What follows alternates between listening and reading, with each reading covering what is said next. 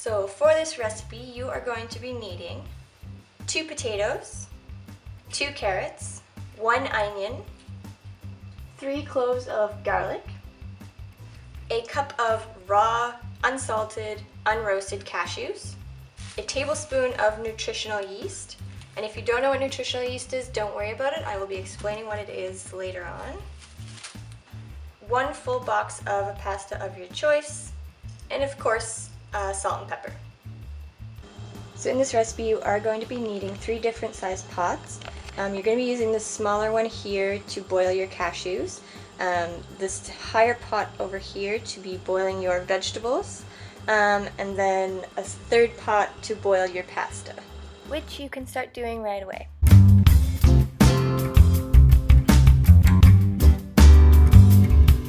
So we're going to start by peeling our vegetables.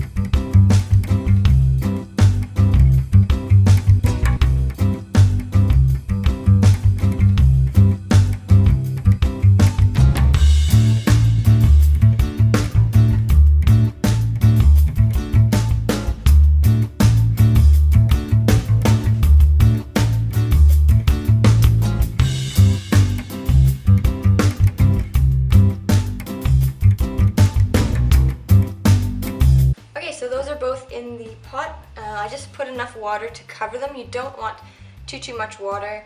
It just takes too long to boil and it'll just make the cooking process way longer. At this point, you're going to put this on the stove to boil. So I'm going to go ahead and start boiling my cashews. Raw cashews don't have any flavor. They don't taste like a normal cashew would. They're used in a lot of vegan cooking because when you blend them up, they become really creamy. So if you wanted to make like a cream sauce without using any dairy, or if you don't like the taste of soy milk or almond milk, I recommend using cashews. And to make them creamy, you're supposed to soak them overnight.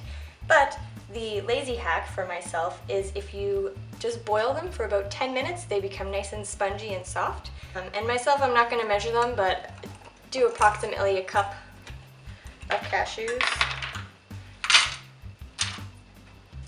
I don't like to measure anything because that just means more dishes, and I don't want to do dishes. Once this finally starts to have a rolling boil, you can just turn it down to about a 6 and just let it simmer because you don't want to boil off all of the water. Same goes for the cashews as well. So all my vegetables are done. The potatoes and the carrots are nice and soft, and the onions have sweetened up a little bit.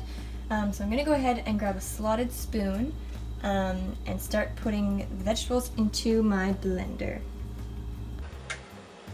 So to do this recipe, like, you don't need really high-tech equipment like a Vitamix blender or anything. I got this blender from Superstore for $30 and it's been amazing. It has a nice glass container. It has 12 speeds, so I mean it does absolutely everything I needed to do with any vegan cooking I do.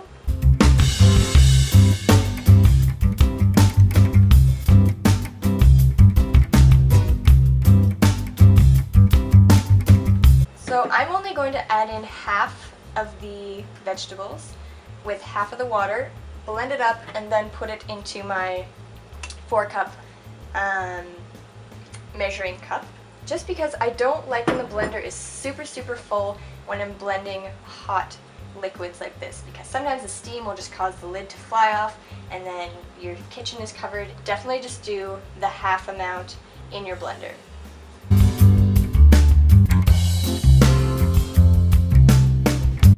And you are adding just enough water here to cover the vegetables. You don't want too much or too little.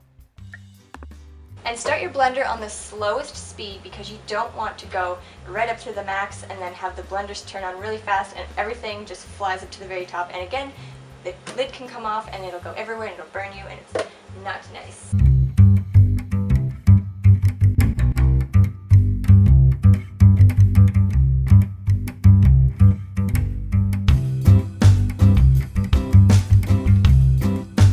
If your mixture is too thick and too hard on your blender, you can add a little bit of water at a time just until it's smooth enough to blend, like it creates a whirlpool in the middle.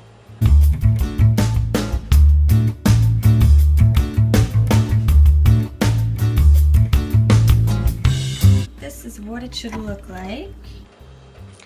Okay, so my first half is blended. I'm going to go ahead and blend the rest of this.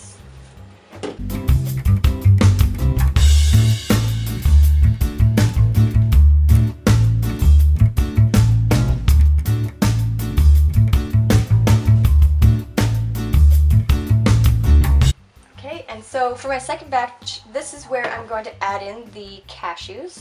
So these have boiled for about 10 minutes, and I'll show you here. They get very squishy. Like, they're not hard like a cashew usually is. They're very bendy. So I'm going to go ahead and add this entire cup of cashews.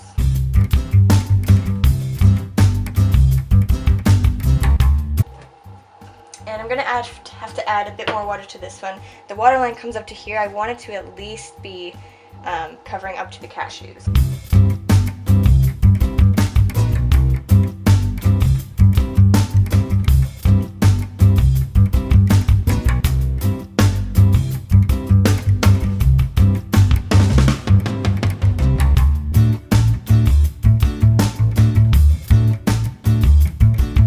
Nice and creamy.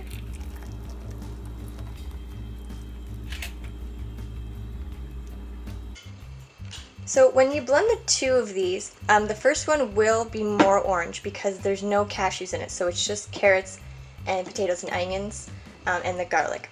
This one will be a lot lighter.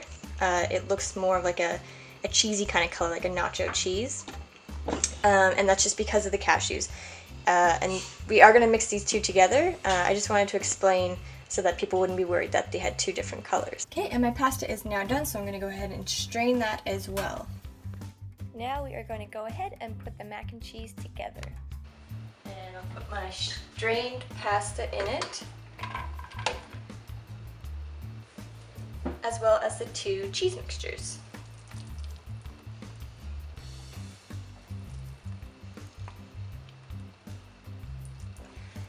Okay, so I'm just going to stir this up.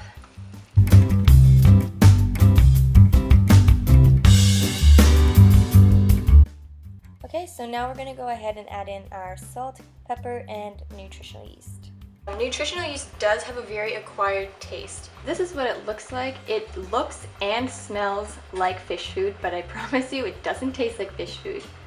A lot of vegans use this as like a cheesy flavor.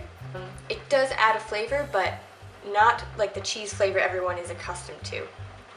I only use 1 tablespoon. If you're just starting out getting used to eating vegan food, or if you just wanted to try this recipe, I would recommend doing even like a teaspoon and then add a little bit more afterwards if you do enjoy the flavor. But if you don't have nutritional yeast, by all means do not go out and get it to make this recipe. It's not an essential part. And like I said earlier, that's just a tablespoon. That's the amount that I use, but if you don't have it, you don't have to use it at all.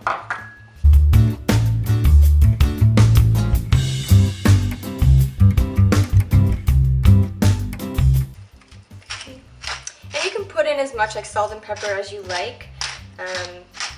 I'm a huge pepper fan, so I put quite a bit. And for salt, I'm only gonna add about half a teaspoon, maybe a little bit over half. But it's all dependent on how you like your food to taste. I put around a teaspoon of salt. The first time I ever made this recipe, I thought I didn't make enough pasta to go with the amount of sauce, because it does look like it's way too saucy for the amount of pasta that is in this. However, as the mixture sits and whenever it cools, it will thicken up a lot. Okay, so there you have it. This is the final product of the vegan mac and not cheese.